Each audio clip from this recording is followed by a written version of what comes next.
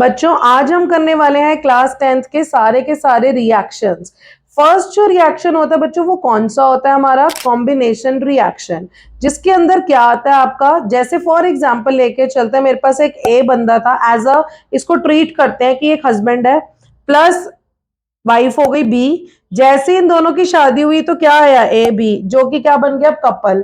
तो यानी ए plus B जब आता है ए बी तो ये क्या हो गया? Combination reaction. दूसरा जो आता है वो कौन सा आता है बच्चों? डीकम्पोजिशन रिएक्शन, जिसके अंदर क्या होता है, अब वही हस्बैंड वाइफ की आपस में बनी नहीं तो अब क्या हुआ? डिवोर्स। तो फाइनली होगा क्या? ए बी जो थे अब वो हो गए अलग, यानी कि ए बी इक्वल्स टू, जब ए प्लस बी दोनों अलग अलग सेपरेट हो जाते हैं तो वो क्या होता है? Decomposition reaction. थर्ड जो रिएक्शन आता है वो कौन सा आता है बच्चे? हमारा डिस्प्लेसमेंट रिएक्शन। डिस्प्लेसमेंट का मतलब क्या होता है? एक बहुत बड़ा हाईली वो बंदा था जिसके अंदर reactivity series too much high थी, तो वो क्या था हमारा? ए प्लस बी सी एक और था।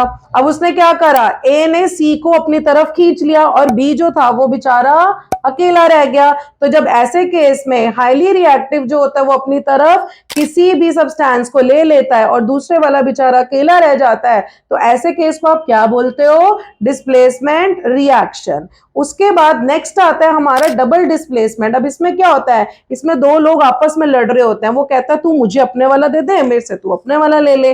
तब होता क्या है इस केस में? अब यहाँ पर ए बी आया प्लस सी डी आया। अब ए ने क्या करा? डी को अपनी तरफ ले लिया और बी ने सी को ले लिया, तो इसमें क्या हुआ? डबल डिस्प्लेसमेंट हो गई। तो ऐसे वाले केस को क्या बोला गया? Double displacement. और डबल डिस्प्लेसमेंट के अंदर ही एक ऐसा सब्सटेंस जो सॉलिड हो और इनसोल्यूबल हो, उसी केस को हम क्या बोलते हैं? प्रेसिपिटेट। तो इसी के अंदर ही क्या आ जाता है? Precipitation reaction. तो नेक्स्ट वीडियो में हम देखेंगे रिएक्शन को प्रैक्टिकली किस तरीके से किया जाता है।